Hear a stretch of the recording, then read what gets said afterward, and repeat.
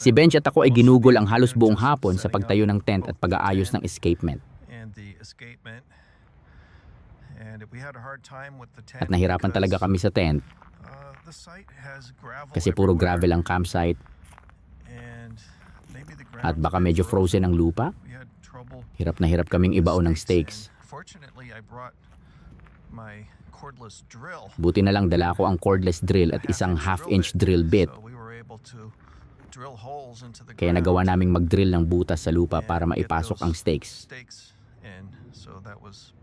Sobrang crucial yun. Kung wala yun, hindi ko alam paano namin magagawa to. Siguradong may ibang paraan pero kailangan kong pag-isipan pa. Tapos itinayo namin at inilevel ang escapement.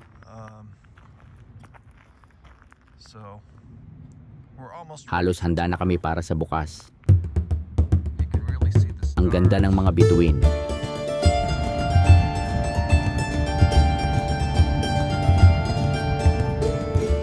So, ang anak ko na si Ben at ako ay nagpalipas ng gabi dito sa Pisgah National Forest sa North Carolina, USA. First time namin gamitin ang hot tent na may wood stove na umaapoy sa loob. Nahihirapan talaga kami sa tent. Ano nga ba tawag doon? Stakes! We even tried banging re-rod. Sinubukan pa namin ibaon ang re-rod sa lupa bilang precursor pero walang nangyari. Buti na lang may dala kaming cordless drill. Kaya nag-pre-drill kami ng butas at medyo gumana naman. Pero hindi pa rin masyadong nakabaon ng maayos ang tent. Alam mo yon, first time kasi namin, kaya nagkaroon ng mga 6 na pulgadang puwang mula sa lupa hanggang ilalim ng tent. At yon talaga ang nagpahirap sa amin. Medyo malamig, pero kinaya namin. Hindi naman kami nagyelo sa lamig. Bumaba ang temperatura sa 70 joule, kaya sobrang lamig talaga.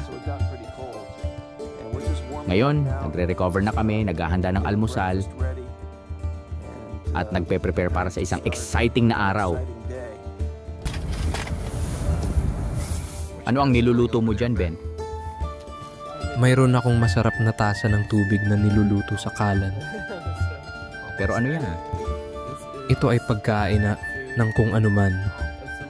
Para sa almusal? Yeah, quinoa. Chicken quinoa. Oh, kung ano man yun. At ito naman ang almusal ko. Ang tawag dito ay date walnut bread. Hindi, cake. Date walnut cake. Gusto ko ng matamis sa almusal. Parang donuts? Hindi ko alam ang sinasabi mo, Ben.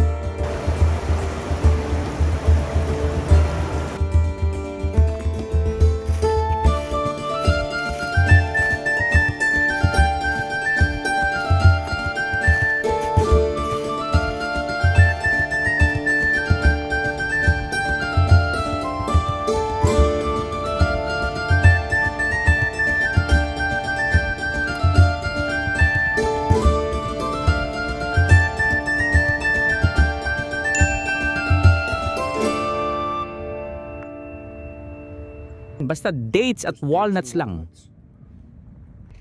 Masarap din to.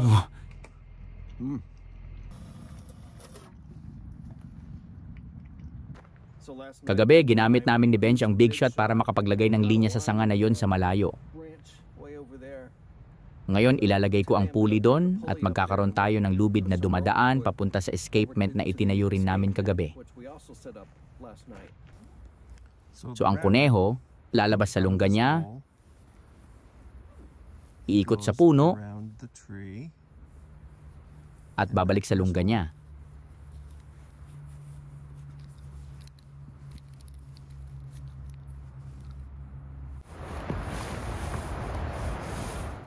Medyo matagal bago namin napagana ng maayos ang escapement. Maraming kailangang ayusin at i-fine-tune. Dapat sobrang eksakto ang distansya sa pagitan ng pallet at crown, ang taas ng mga tuktok sa crown, ang mga timbang sa taas, at ang bigat sa timba. At ngayon, susubukan naming idagdag ang spit na siguradong babago sa ilang pisika nito. Pero napagsindi na ni Ben ang apoy, kaya malapit na tayo sa pagluluto. Anong oras na ngayon? Balak sana naming magsimula ng alas 9, pero alas 11 na. Medyo behind kami sa schedule. Pero sana mas maging maayos na ngayon ang lahat. So actually, may dalawang pangalan para sa ganitong klaseng escapement. Una, tinatawag itong crown wheel escapement kasi itong gulong ay parang corona. So, pangalawa, ang isa pang tawag dito ay verge escapement. Itong vertical na tubo, ang tawag dito ay verge at itong mga piraso naman ay tinatawag na pallet. Ipinaliwanag ko yan sa isa kong video kung saan ginawa ko itong escapement. Lalagay ko yung link sa description para doon. Pero medyo nahirapan kami sa pallet. Hindi masyadong balanced ang gulong. Dapat dinala ko to kay Mike, yung kaibigan kong may tire shop. Siguro napabalansin niya to ng maayos. May ilang ngipin na nalalagpasan ng bottom pallet at may ilan ding nalalagpasan ng top pallet.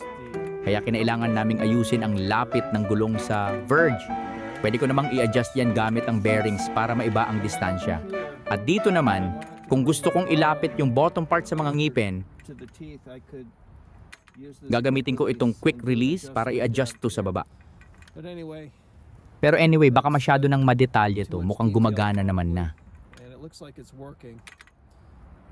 Ngayon, sinusubukan naming mag-ipon ng baga mula sa apoy para makapagsimula na kami sa pagluluto.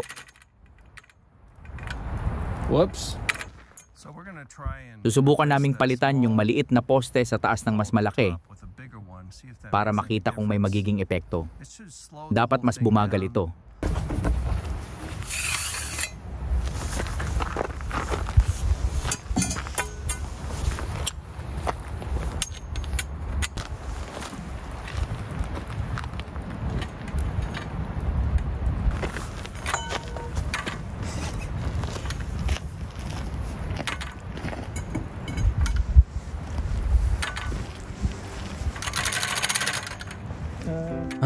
Parang hindi naman nakatulong. Hindi. Pumagal siya. Pero yun lang. Sinubukan naming ayusin pero sobrang daming problema sa escapement. Ang daming kailangang i-fine-tune. So hindi pa talaga siya ready for showtime. Akala ko okay na pero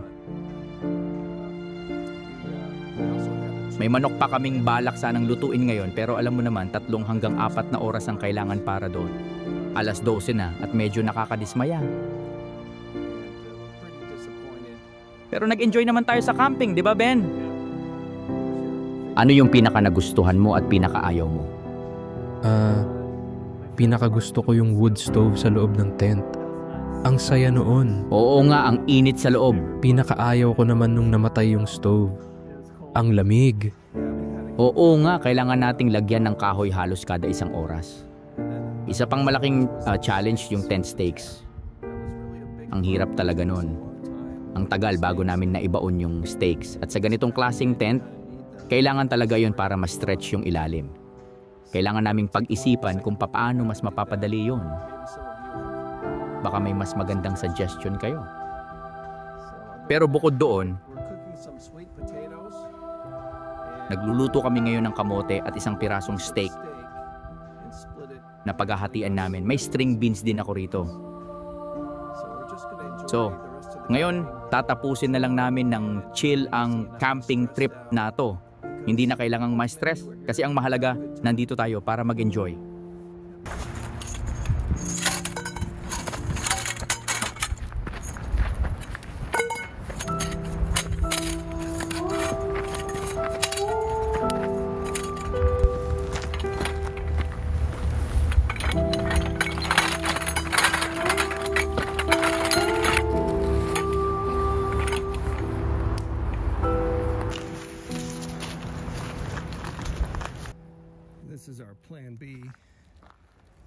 Ito ang aming plan B. May maliit kaming manok, pero napagdesisyonan naming huwag na lang itong lutuin ngayon. Masyadong matagal maluto at sobrang behind na kami sa schedule. Dahil lumalaki pa si Benj. Ilang taon ka na ulit, Ben? 27. Oo nga, 27 na siya. Naisip ko na magdala ng steak bilang dagdag sa manok. Just in case na hindi sapat ang manok. So may isang steak kami at paghahatian nyo namin. Si Benj naman ay nilalagay na ang string beans at carrots sa mainit na tubig. Yung sweet potatoes namin ay purple stoked sweet potatoes. Sobrang lambot na nila sa paghawak, kaya feeling ko luto na talaga sila. Mukhang magkakaroon tayo ng matinong pagkain.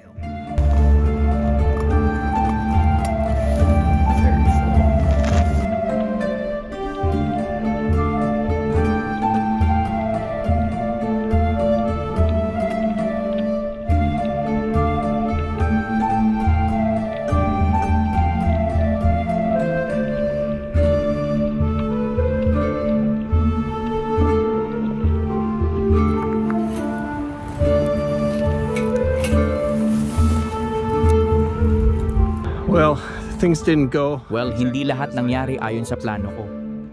Sa mga ganitong klaseng contraption, sobrang daming oras ang kailangan sa pag-setup. Kailangan mo pang i-fine-tune lahat. Para sa isang overnight camping trip, sobrang hirap. Nakaka-stress. Masaya pero stressful kasi kailangang eksakto lahat.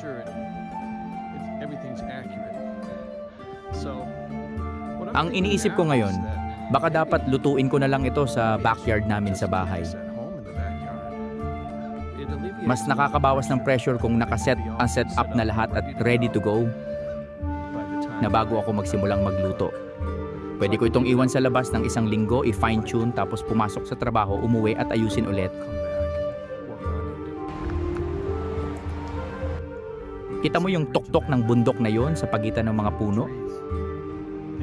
Ang tunay na goal natin dito ay magluto ng manok. Hindi lang basta panoorin ang escapement na gumagana. Ang boring naman nun, mas gusto nating makita itong may silbi talaga. Ako rin, at kung masarap yung silbi niya, mas lalo pang maganda.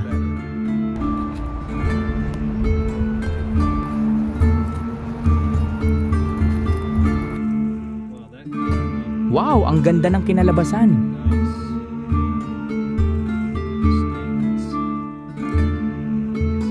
Tingnan mo yung steak, parang medium lang.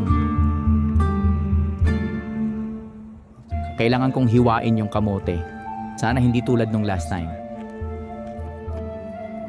Oh, yeah! Tingnan mo to. Ang lambot at juicy. At yung steak,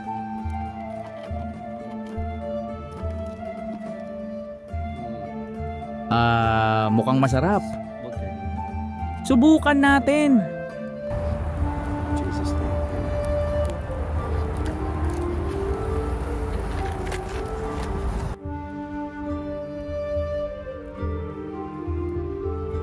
Masarap ba? Kulang sa asin. Masarap yung steak. Filet mignon ba ito o ano? Sa tingin ko, T-bones to. Ang sarap ng sweet potato. Oo nga, ang sarap. Yung string beans, perfect ang pagkakaluto.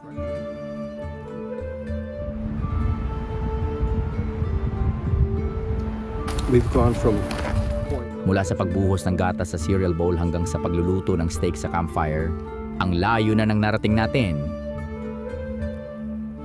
Oo nga, dati ang pinakakayang lutuin natin ay toast. Toast? At chicken nuggets sa microwave siguro, kulang sa asin.